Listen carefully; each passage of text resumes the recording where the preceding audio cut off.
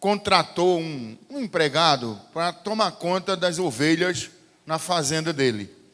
Ele criava muitas ovelhas, mas por falta de alguém habilidoso em tratar de ovelhas, ele convidou para trabalhar com ele um rapaz, e na esperança de que esse rapaz se tornasse hábil nos cuidados com o rebanho. E esse rapaz foi trabalhar na fazenda, ficou responsável pelas ovelhas. Ele ensinou para esse rapaz qual o significado do cajado, por que a ponta torta, por que a ponta fina, essas coisas todas. E botou o rapaz para trabalhar. Um dado momento, já quase ao pôr do sol, uma ovelha saiu do meio das outras, foi para um lugar onde tinha um côncavo, uma lagoa seca, um buraco, uma barroca, uma baixa. A ovelha deitou-se ali, ficou imóvel e não se mexeu mais. Aquele suposto pastor foi contratado para pastorear aquele rebanho, mas ainda não tinha habilidade. Ele chegou lá, chacoalhou a ovelha e tal, e disse: está morta. Então ligou para o patrão e disse: olha, tem uma ovelha aqui muito doente, talvez já esteja morta, e ela se afastou do rebanho, não tem no mundo quem faça ela levantar. O patrão experiente perguntou: como é que ela está? Está deitada. Mas ela está deitada num lugar reto ou num lugar assim, tipo uma pequena lagoa, um buraco, uma baixada, um côncavo? Disse: não, está num lugarzinho assim. E ela estremece a pele? Também não. Mexe assim quando uma mosca, uma coisa, e ela balança alguma parte? Não, ela está... Não toque nela, disse o patrão. Não toque nela, pelo amor de Deus, para a gente não perder essa ovelha. E correu lá. Chegou lá e disse: vamos comigo resolver essa situação. E aí sentou-se do lado da ovelha, que estava deitada, botou a mão por debaixo assim na barriga e começou a passar a outra mão em cima, dizendo: estou aqui. Olha, eu estou aqui, eu cheguei. Por que você fez isso? Começou a conversar. Você é amada. O rebanho gosta de você. E começou, daqui a pouco, as orelhas da ovelha estremeceu. O camarada sem espécie: está vivo? Ele disse: a boca, fica aí, silêncio. Aí foi e começou, e alisava a barriga da ovelha, a lateral assim, a outra de cima, entre as orelhas, e aí ela, estremeceu as patinhas. E aí ele pega aquela ovelha que estava caída, trouxe para perto do peito, e começou a alisar a cabeça dela assim, e dizendo: você é importante, você está viva, o rebanho está esperando você, você não pode se afastar. Olha, gente, todo mundo ama você, eu amo você, o rebanho ama você, o pastor aqui ama você. E foi, a ovelha começou a estremecer. Daqui a pouco ele solta e ela sai caminhando sozinha para o lado do rebanho. E aí aquele suposto pastor inexperiente: sim, ei, não grite não, deixa, ela sabe o caminho, deixa ela ir. Foi, disse: olha, primeiro sinal que a ovelha, na nossa responsabilidade, está se perdendo é quando ela começa a se afastar do rebanho. Quando ela começa a se afastar e dá desculpa, está se perdendo a ovelha. Ela está procurando um lugar para ela deitar-se, morrer ali, que aquela ovelha, o patrão disse: está vendo ela ali? Se ela passasse a noite ali, amanhã ela estava morta, ela não levantava mais. Mas qual era a doença dela? Perguntou o suposto pastor. Disse: não era doença nenhuma, ela só se sentiu rejeitada. Foi só isso. Se sentiu rejeitada, você conversava com as outras ovelhas, mas com ela não. E ela foi se afastando, iria morrer ali. Então nunca mais faça isso. Quando você perceber a ovelha se afastando, comece a chegar perto. Converse, não deixe que ela se deite. Se ela se deitar, significa queda. Se cair, significa morte. E talvez jamais retornará. E daí Salomão, muito inteligente, disse: é mais fácil reconstruir uma cidade totalmente destruída por uma batalha, uma guerra, do que reconstruir uma vida destruída por uma palavra. Então Paulo, escrevendo aos Efésios, a igreja de Éfeso, escreve diretamente para a liderança e começa a dizer: rogo, pois eu, preso, uma outra versão diz prisioneiro no Senhor, que andeis como digno da vocação que fostes chamados. O que vocês vão receber essa tarde é um voto de confiança. Ninguém pode obrigá-los a fazer nada, mas um voto de confiança os senhores receberão. E a irmã Júlia leu um texto bem interessante aqui, que a gente até lembrou ontem, não foi, na Santa Ceia? O que darei eu ao Senhor? Olha a troca, viu? O que darei eu ao Senhor por todos os benefícios que Ele me tem feito? Qual é a resposta aí? Quem me ajuda com a resposta? Tomarei o cálice da salvação e anunciarei o nome do Senhor. Então veja, Deus não quer muita coisa. Deus só quer ser bem representado. É isso que Ele quer, ser representado por nós. Agora, se a gente pensar nesse cálice da salvação e nesse anúncio do nome do Senhor, a gente brinca com outro texto aqui para a gente entender. Certa ocasião, diz aqui a palavra de Deus, olha a brincadeira com o texto. Uma senhora tinha 2 filhos, a Bíblia chama ela de mulher sem nome, porque diz a mulher dos filhos, a mãe dos filhos de Zebedeu. Não deu o nome dela, mas disse que ela era esposa de Zebedeu, ou era a mãe dos filhos de Zebedeu. Pelo menos era alguém que teve 2 filhos lá do senhor Zebedeu. Chegou perto de Jesus e disse para ele assim: esses 2 meninos que eu tenho aqui, ó, primeira linha, dá para um sentar à tua esquerda e o outro à tua direita? Eu vou parafrasear a resposta de Jesus. Jesus disse: é fácil, é mole, isso aí está resolvido. Vocês 2 estão preparados para tomar o cálice da salvação? Porque se tiver, pode sentar um à direita e outro à esquerda. Jesus podia fazer essa promessa? Claro, porque lá no Apocalipse ele disse: ao que vencer, eu lhe darei o direito de sentar comigo no meu trono, como eu me assentei no trono do meu Pai. Então ele podia dar essa promessa.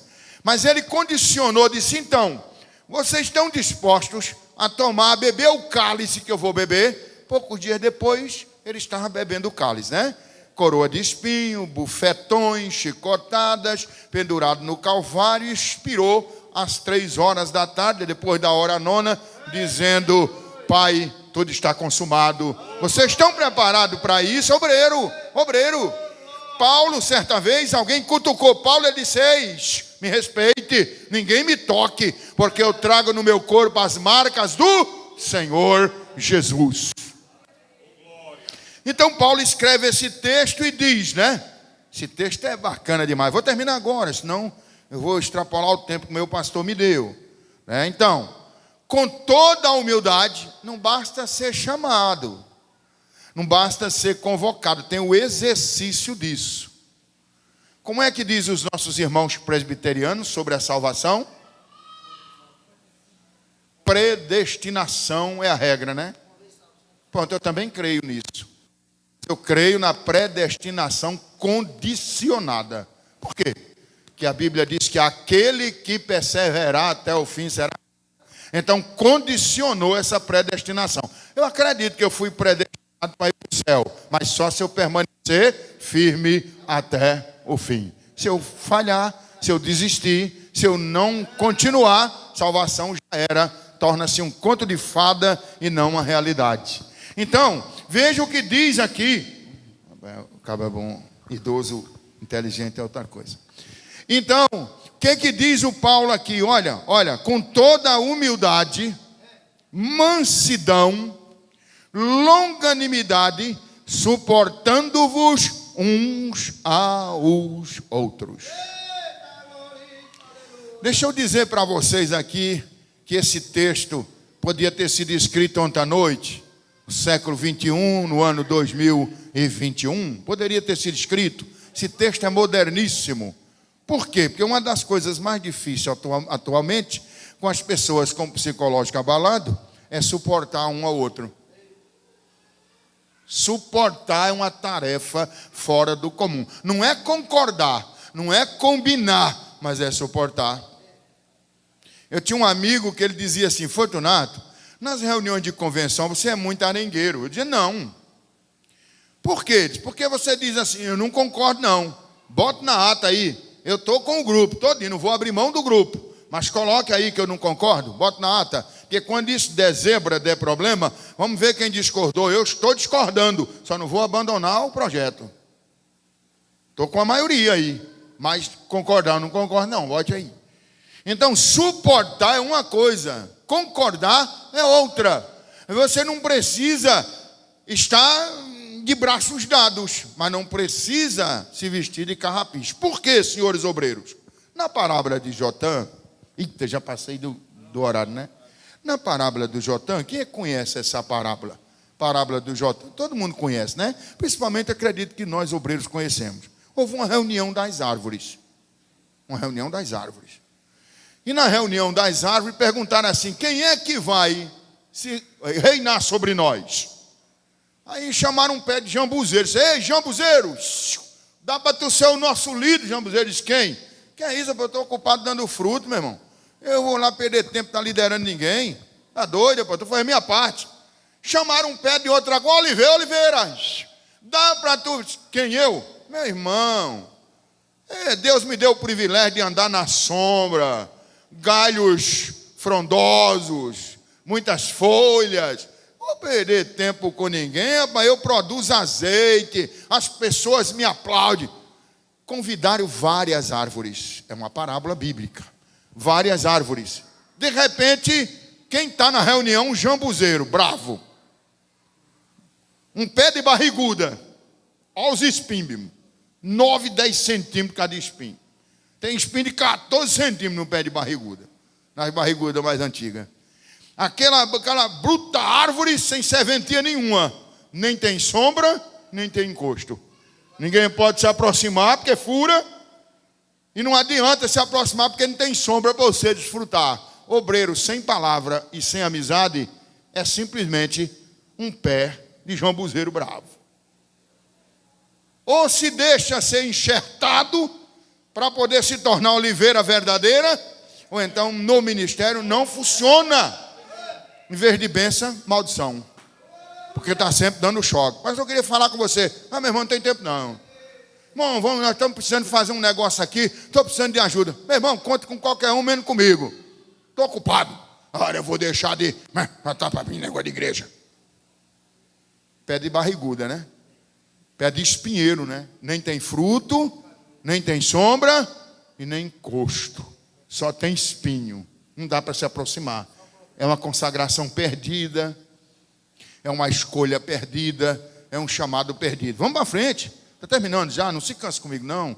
Pelo amor de Deus, que eu demoro muito tempo para vir. Eu gosto de vir lá no Pastor João, quando a irmã Júlia faz umas paneladas lá. Um negócio bom, não. Então, olha, suportando uns aos outros. Olha o próximo versículo, que teada em aranha. Olha o próximo versículo, olha. Procurando guardar a unidade do Espírito pelo vínculo da paz. Vamos traduzir isso? Vamos interpretar isso? Procurando guardar a unidade do Espírito pelo vínculo da paz. Mas, meu irmão, sinceramente, eu congrego com o pastor João, mas o homem está ficando velho. Pense, meu irmão, eu não sei não, isso. Aí o outro diz assim: rapaz, esse cara prestou tanto serviço. Se hoje o controle emocional é pouco, ele tem razão. Porque já construiu muito na causa do mestre. Vamos suportar, ele é um amigo. Rapaz, Daniel, eu gosto muito da igreja, mas não engulo o Daniel. Olha esse cara assim, famoso Dandan, essa voz dele, essa voz grossa, de cantor de como disse o Alexandre, o quê? Cantor, ele cantava seresta, eu não gosto dele. Aí o outro, em vez de dizer, não é que eu também percebo isso, se disser, ferrou a história. Aí o cara tem que dizer: rapaz, se aproxima dele. Você não conhece esse camarada não. Se aproxime dele. Você vai ver que o camarada é gentil, é gente boa demais, porque você não teve a oportunidade de conversar ainda. Senta com ele, bate um papo, toma um café. De repente tu vai descobrir que beleza de gente é. Então é isso que diz o Paulo aqui, guardando a unidade do Espírito e transformando essa unidade no vínculo da paz. Viver em paz. Quem vive em paz vence obstáculo. Quem vive em paz vence barreiras. Quem vive em paz vence problemas. Quem vence em paz, vive em paz, vence enfermidade. E quem vive em paz dá fruto ministerial sempre. Vamos para frente para a gente terminar? Que eu já estou passando do horário. Então vamos lá. Olha aí o que diz o verso 11. E ele mesmo deu uns para apóstolos, outros para profetas, outros para evangelistas e outros para pastores e mestres. Tudo que nós estamos fazendo essa tarde, no caso aqui o pastor da igreja aqui orou, pensou, está escolhendo essa turma para consagrar, é uma obrigação dele. Vocês acreditam nisso? Porque é um presente de Deus para a igreja. A única coisa que ele está fazendo é articulando a vontade de Deus com a entrega do presente. A entrega do presente, entregando para a igreja. Então, depois de consagrado, não pode se orgulhar. Depois de consagrado, não pode querer ser o bambambam. Depois de consagrado, não pode querer dizer: o senhor me consagrou a pastor, nós somos do mesmo tamanho. Nunca que vai ser do mesmo tamanho, porque de um lado tem uma história, do outro lado tem o aprendizado. Então, precisa entender isso, que é um presente para a igreja. E quem é o dono da igreja? Quem me responde? Então, ele tanto dá como ele tira. Glória ao nome de Jesus por isso. Dia eu vinha com o pastor Pacheco de uma viagem, daquele lado de Serra Branca, e eu dirigindo o carro, só nós dois, e ele disse para mim assim: você acha, eu estava recém-chegado em Campina e recém-chegado na função lá no Templo Central. E ele disse: o que é que você acha? Será que tem alguém para a gente consagrar esse ano? Campina Grande tinha 5 pastores só. Mais de 60 anos em Campina, né? 5 pastores. Pastor João Raimundo, que partiu para a eternidade. Pastor Sebastião Costa. Pastor Pacheco. E quem era o outro, meu Deus, que eu não me lembro mais aqui. Tinha um outro, que eu não. Pastor José Libério de Farias Cabral. 4 pastores. Sim, e pastor Frank, 5 pastores. 5 pastores. Mais de 60 anos, 5 pastores. E eu disse: pastor, eu tenho uns nomes para apresentar. Aí ele disse: você tem um nome anotado? Eu tenho, posso parar o carro? Ele disse: pare em São João do Cariri, que é claro. Parei ali, ele desceu. Quando ele voltou para o carro, eu disse: está aqui, pastor. Quando ele olhou, disse: quantos tem aqui? Eu disse: só tem 90 presbíteros. Quantos evangelistas? 102 evangelistas. E pastor? 60. Aí ele disse assim: meu Deus, isso tudo, hein? Eu disse: pastor, se alguém tivesse reconhecido o seu valor quando o senhor tinha 30 anos de idade e lhe entregado a Assembleia de Deus de Campina Grande, o campo de João Pessoa só tinha chegado lá em Café do Vento, porque para cá, para cima, só dava Campina Grande. Porque aí me lembrei, aí eu ainda disse a ele: a gente não pode dar à igreja um presente, entregar o presente de Deus para a igreja, quando não tiver mais força, quando não tiver mais ânimo, quando não tiver mais saúde. A gente tem que aproveitar esses meninos novos aí, porque são eles que serão os nossos substitutos, pastor. E daí ele disse: você, na hora da chamada, da reunião, você segura a bronca? Eu digo: seguro. Um não a gente já tem como certo. Vamos aventurar um sim. E quando eu comecei a ligar para os camaradas chamando o nome, do outro lado as vozes embargavam. Companheiros que estavam há 30 anos diácono da igreja e ninguém se lembrava dele. Companheiros que estavam no campo há 10 anos eram diáconos. E lá, quando ia ministrar uma ceia, alguém dizia: você é diácono, rapaz? Ia numa reunião, você é diácono, não é autoridade não. Quando o telefone tocava, que eu dizia, meu irmão, você pode vir aqui no Templo Central? O que é? Pastor quer falar com você, para você preencher uma fichazinha para a consagração. Lá o telefone desligava e a lágrima corria. E os irmãos chegavam e diziam, meu Deus, lembraram de nós. Então isso é um compromisso nosso para a igreja. A igreja cresce quando existe avivamento. E o que é avivamento? Reforma do templo, construção do templo, batismo nas águas, batismo com o Espírito Santo e consagração. Isso é avivamento. Então você pode sair daqui dizendo, eu congrego lá na Dinamel, e a igreja está em pleno avivamento.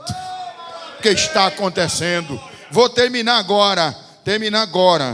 Então, o verso 12 para a gente terminar. Querendo o aperfeiçoamento dos santos para a obra do ministério, para a edificação do corpo de Cristo. Não sei quais são os nomes, mas se eu fosse chamar pelos nomes agora, eu sei que o Daniel vai chamar daqui a pouco, mas cada um de vocês que o vosso nome sair nessa listinha aqui, vocês estão sendo chamados para o aperfeiçoamento da obra de Deus. Nunca esqueça isso. Uma vez fui consagrar um companheiro e alguém me disse assim, você é maluco, rapaz? Você vai consagrar esse companheiro? Ele não fica contigo. Eu digo, não estou consagrando ele para ficar comigo não, eu não sou dono de igreja. Eu estou consagrando ele para a obra. Aí o cara disse, e se ele for embora? Eu disse, pode ir, mas ele nunca mais vai esquecer que eu fui o canal de Deus na vida dele. Veja, a partir de hoje, os senhores que estão sendo escolhidos, Deus não escolhe ninguém diretamente. Deus tem que usar alguém para escolher alguém. Tá certo? Deus usa alguém para escolher alguém. Esse alguém que Deus usa, começa a fazer as perguntinhas do segredo e botar o obreiro na prova. Arruma uma arengazinha na frente dele, arruma alguma coisa para ver se ele explode, para ver se ele está pronto, para provocar a unidade da coisa, para ver se ele tem mansidão, domínio próprio, temperança, não é verdade? E daí, esse homem que Deus usa para escolher o outro, a outra pessoa, fica dias, perde sono, perde culto, está no púlpito, mas perde o culto. Por quê? Porque está no culto pensando, meu Deus, será que vai dar certo? Me dê um sinal. Me mostre, será que eu vou tomar a decisão correta? Aí esse homem não pode ser esquecido.